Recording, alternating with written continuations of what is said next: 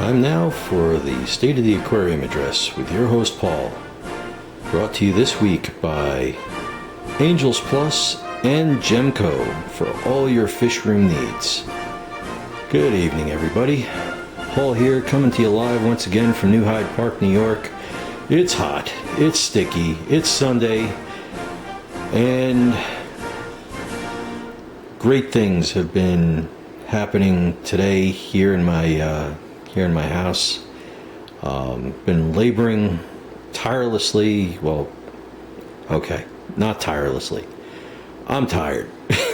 I've been working like a dog the last couple of days, trying to get stuff ready, sawing, cutting, screwing. Well, not the kind of screwing that you think I'm thinking, but if only. But I digress. As you can see, we're sitting in front of my 210-gallon aquarium right now with all my angelfish being happy, being healthy. I did just have a pair of the marbles spawn earlier this week, but I didn't have things ready in the soon-to-be breeding room in time to save the eggs and get that set of fry going. However, while we're on the subject of my soon-to-be fish room, it got one step closer to reality today, and I'll show you why. Okay, so here we go. Say hello to everybody, guys. Yes, every time I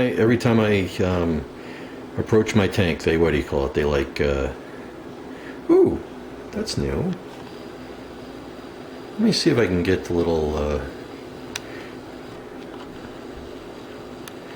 got some pairing potentially going on between my gold lace veil and one of the other gold angels in the tank. But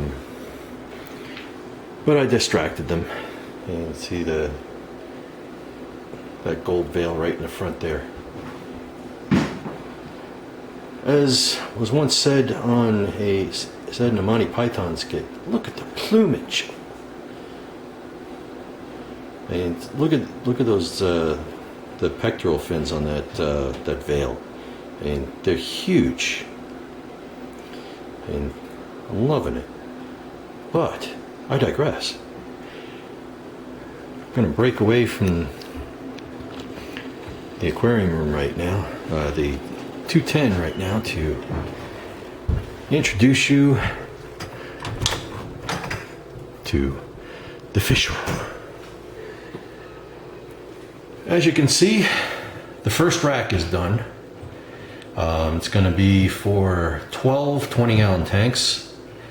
I originally was going to have it set up for 14 20-gallon tanks and 7 29 gallons. However, due to my lack of perspective and damn 7-foot ceilings in my basement here, I kind of made it a little too big, made it a little too tall, and I wasn't going to be able to get the 29s under there on the bottom without putting the 20-gallon top row of 20 gallons less than 6 inches from the ceiling.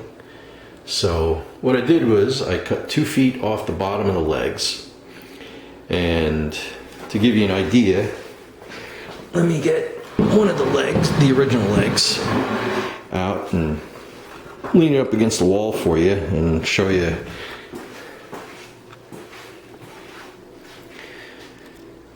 Let me zoom out a little bit. See, that was going to be the original height of the rack, which would have been about 5'2" at the top of it, but putting another 16 inches on top would have put it right at the ceiling. And needless to say, that's not good. So And as you can see, I already got the braces cut out for the the spacers cut out for the 29 gallon tanks. But now that the original plan was scrapped, I've got lots of lumber to actually make other racks. So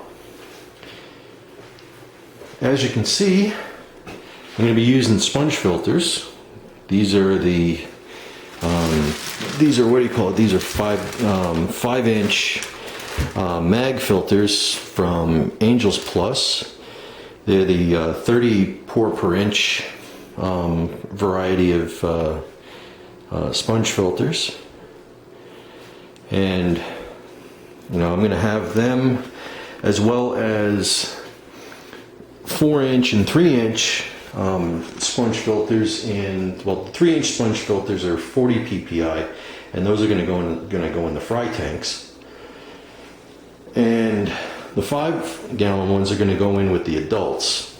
Right, the 5-inch ones are going to go in with the adults, just to give it a little extra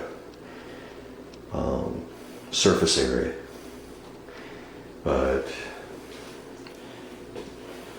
as you can see, this pretty much,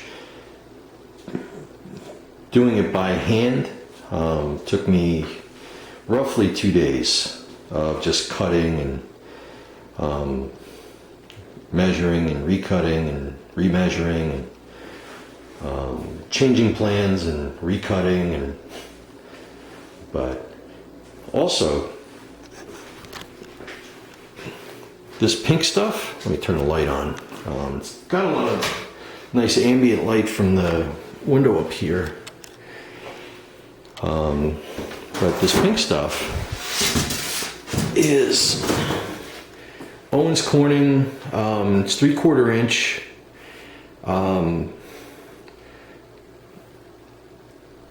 Insulation foam.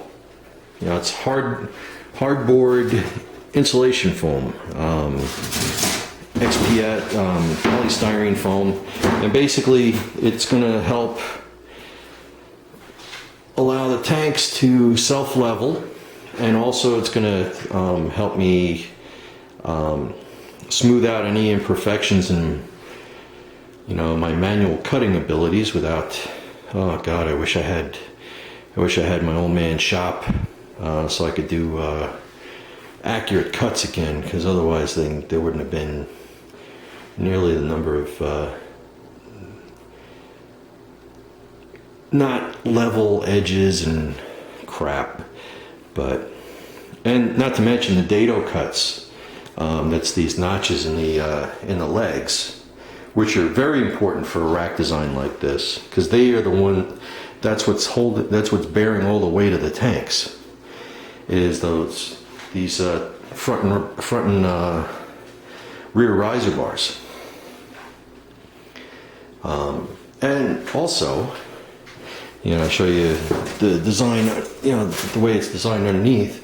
Each of those spacers is 12.5 inches center to center, which is perfect for the width of the 20-gallon tanks, because the edge of the rail, the edge of the 20-gallon tanks will sit right in the center of those spacers.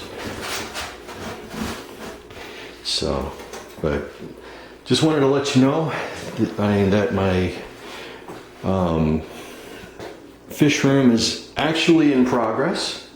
For a while there, I didn't think it was going to happen as fast as this, but with all the other projects that I've got going on right now, because I've got a shed to install in my backyard, and brick patio to put in, and a whole bunch of other stuff that's on my honey-do list to get finished for my wife, so that I don't get thrown out along with my tanks onto the street. Needless to say, it's a little hard to power a sponge filter with a soda straw. But at any rate, welcome to my fish room, It's actually happening, folks. Yes, it is. Soon, the sounds of water gurgling pleasantly will be heard throughout my basement, at least in here. I did pick up in that box underneath the blueprints over there is my Alita linear piston air pump for the Fishroom.